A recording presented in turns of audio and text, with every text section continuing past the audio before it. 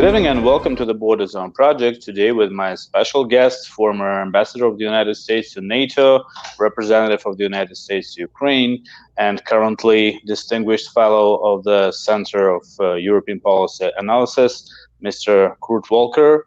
We will talk about several very important topics. First of all, of course, we will cover the recently published document, National Security Strategy, developed by the RSC, Republican Study Committee. And of course, we'll talk a bit about recent discussion where Ambassador Volker took part about the Black Sea region security. Ambassador Volker, welcome to the Border Zone. Thank you so much. It is great to be here again with you. Thanks a lot. First of all, of course, we will have to discuss this recently published document.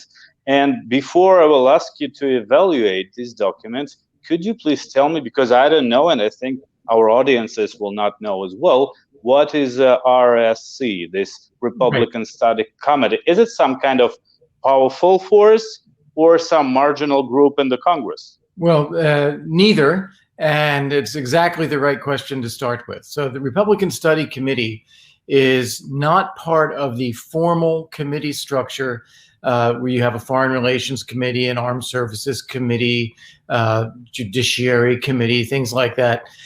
Those are the formal structures of the Congress. They're the ones that shepherd legislation that ultimately are responsible for producing the legislation that gets voted on by the full House or by the Senate. So it is not one of those groups. What it is a grouping of Republican congressmen and their staffs who work together to produce policy papers or ideas that reflect their thinking without it being part of a legislative process. So is it terribly influential in the sense, is this going to be turned into legislation? No. On the other hand, it is significant because it shows where the thinking is for a significant part of the Republican Party within the Congress. And from that perspective, it's very helpful to see. So these congressmen, for example, who developed this document, they are like well-known, authoritative members of the Congress? Yeah, no, absolutely. There, I think you have, it is the Republicans, of course, in the minority in the Congress, so they do not chair the committees. And so a lot of the ranking members, like Ranking Member McCall, for example, who's the ranking member of the Foreign Relations or Foreign Affairs Committee, a few others from Armed Services, they are significant representatives within the Republican side of the House. It is, as I said, it is not a document or not a set of proposals that will be turned into legislation. But it is significant that a number of the Republican congressmen have supported this study and put their names behind it. But it's very important. Will it be or may it be considered as some proposal for future legislation? Because, for example, in this document, very strict sanctions against Russia are proposed. So first of all, how do you personally evaluate these documents in regard with this strict package of sanctions? And secondly, should we think that it could be a document later? Well, it's exactly the right question. My gut feeling, take, for instance, sanctions on Russia. This is a statement of position by Republican congressmen to say they are in favor of very tough sanctions on Russia. When you flip that over to the Senate, I think that you will find some Republican senators equally strong, such as Senator Cruz, but you will find some that are more cautious. And then when you get to the White House, which ultimately would have to both sign legislation if it's passed by both houses of Congress and also implement it, I think you have much less support for using sanctions as a tool going forward. So there are degrees of this. It's significant that this is a position taken by these Republican congressmen. It sort of stakes out a line in the sand. This is where we think we should be. It is significant because it is a divergence, if you will, a little bit from where the White House has been on this. So that's also an important thing to take note of. I would not expect the language of this report or the the toughness of the sanctions that it recommends to be streamed through across the House of Representatives in the legislation into the Senate and into what eventually makes it to the White House. A weaker version would be more likely. How do you personally evaluate this proposal? Do you think it's sufficient or not? Evaluating the proposal for sanctions? In regard specifically with sanctions against Russia, increasing the level of the sanctions. Yeah, I think there I actually support the idea that the sanctions that we've put in place have not been sufficient to change Russia's behavior. If you look at occupying and fighting in Ukraine, occupying Crimea, occupying parts of Georgia, and some of its military activities around the world, including in Syria, including in Libya, some of its provocative military activities, even towards the United States, such as with flights into Alaskan airspace or flying over U.S. vessels in the Baltic Sea or the Mediterranean. I don't think that we have successfully changed Russia's behavior. So I do think that some additional sanctions would be merited. And I think that part of the issue here also is what I described as the belief in the Kremlin that somehow the White House is protecting Russia a little bit. I'm not saying that this is an accurate perception, but I think they see that you will have harsh language from the Congress, but not as harsh implementation from Treasury and the White House. And I think Russia's trying to play on that difference. The second thing, of course, very interesting for us here and actually in the region, is that some experts saw reading this document or report that one of the major parts was just in one sentence, where well-known Mr. Medvedchuk, well-known Russian billionaire Mr. Yevtushenko, and Georgian billionaire Bedina Ivanishvili were named together as close Putin allies. Yeah. How do you evaluate this sentence? And my question is such kind of documents, according to your information, are being prepared basing on some evidences and facts? Yeah. So my own view on that is they are very different people with very different backgrounds and different relationships. And I think lumping them together in that way is not quite accurate. For instance, I think that Mr. Ivanishvili acts very independently. I think that Mr. Medvedchuk, on the other hand, is very, very closely tied to President Putin. So I don't think you can lump them together this way. And in terms of the study group itself, I think this is work done, research done, drafting done by staffers there. It doesn't have the level of scrutiny that something going through a formal congressional committee would have. On the other hand, as I said earlier, I think it reflects some of the attitude or the positioning of Republican members of Congress. And for that reason alone, it's significant to bear in mind.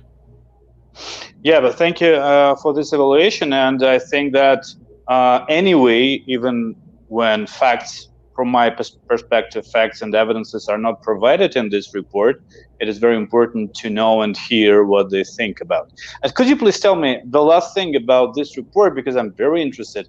Now in Russia and some other countries, people discuss that it's possible for some lobbyists to arrange, to organize to initiate such a document. Is it possible in the United States for 13 congressmen to sign some paper because of lobbyism?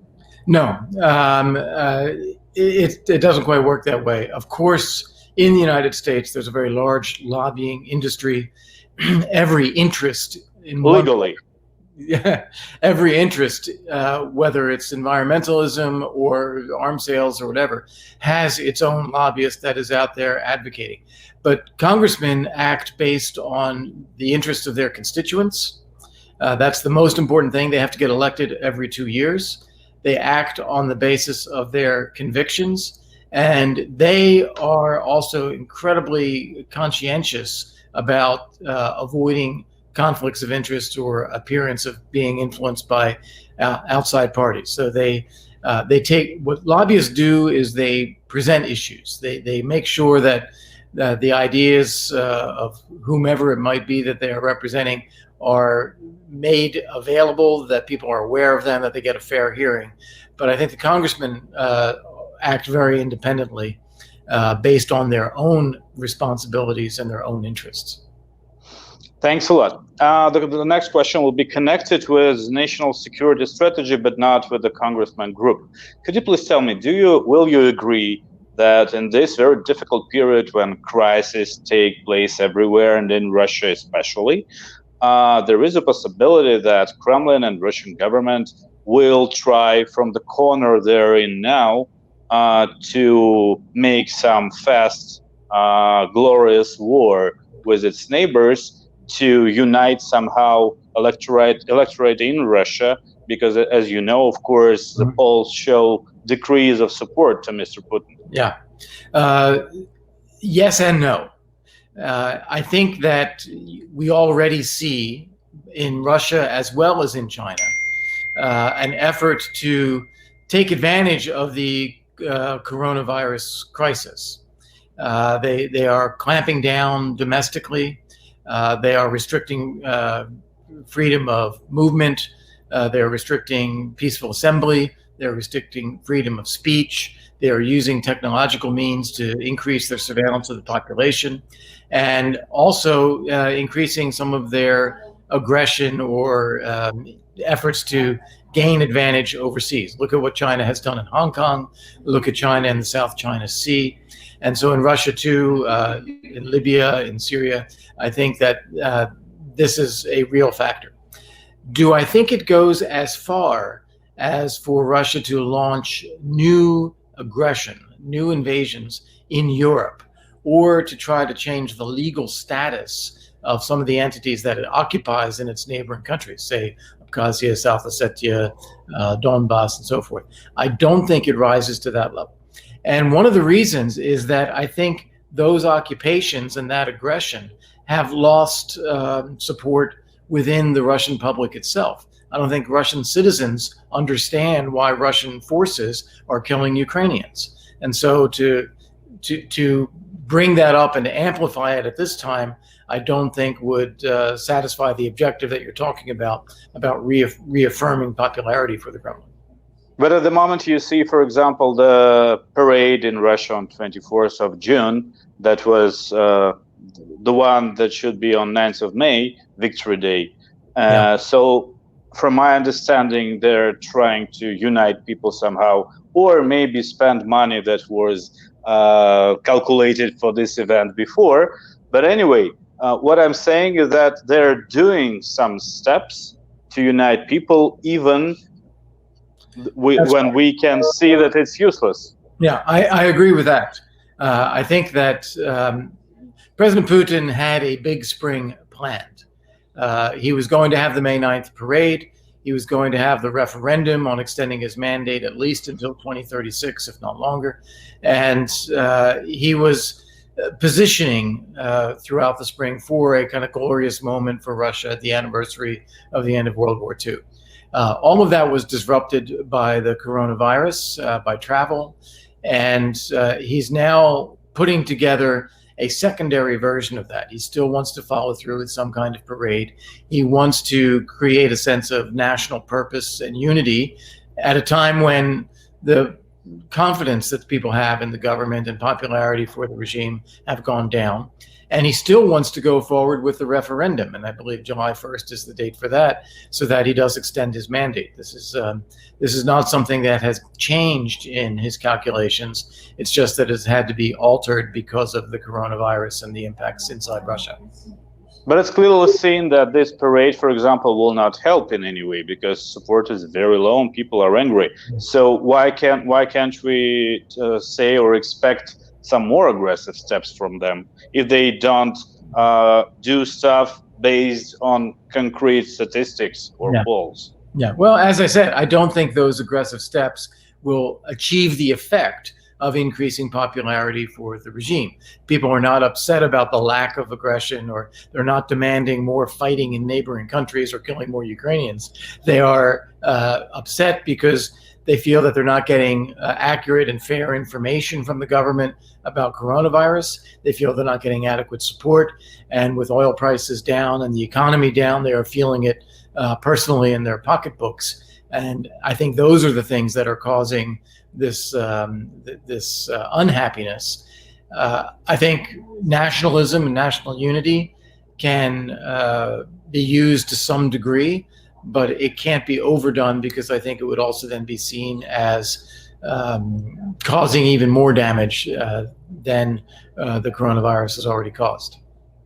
Yeah, thank you. Could you please tell me, now it's very widely discussed in Europe and I think in the United States as well, that the crisis that is taking place in Russia economically and etc.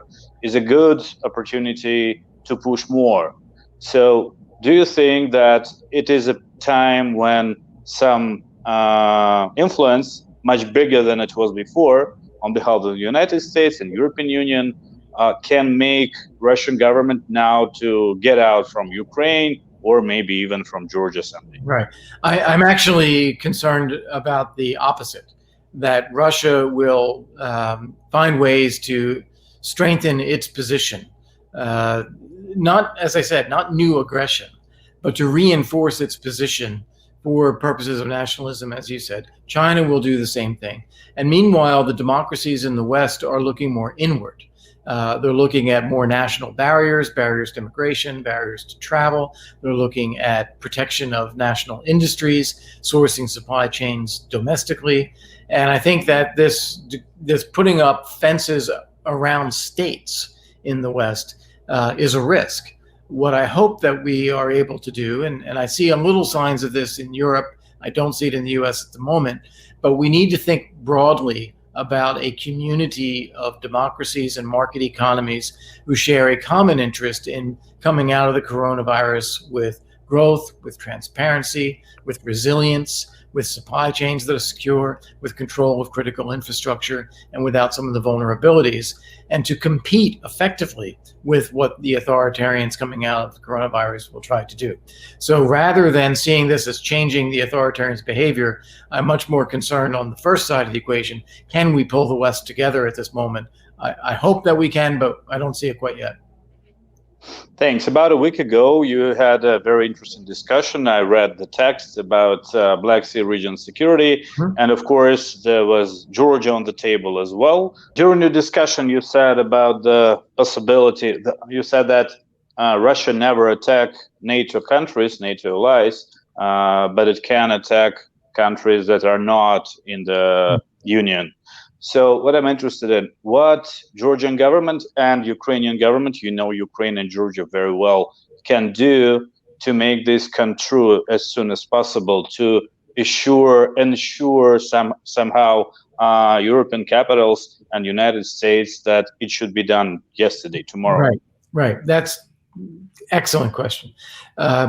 NATO and the European Union have set out very high standards for countries to become members.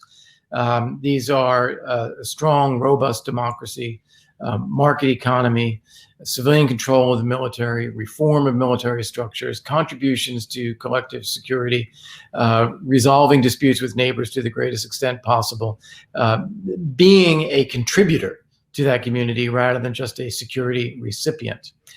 So that's the mindset to have. Within that, then, you can think of a few things. Georgia has done a very good job in strengthening democratic institutions, having free and fair elections. It needs to do that again this year. October is when Georgia will have its parliamentary elections. These need to be the cleanest, freest, fairest elections that Georgia has ever had.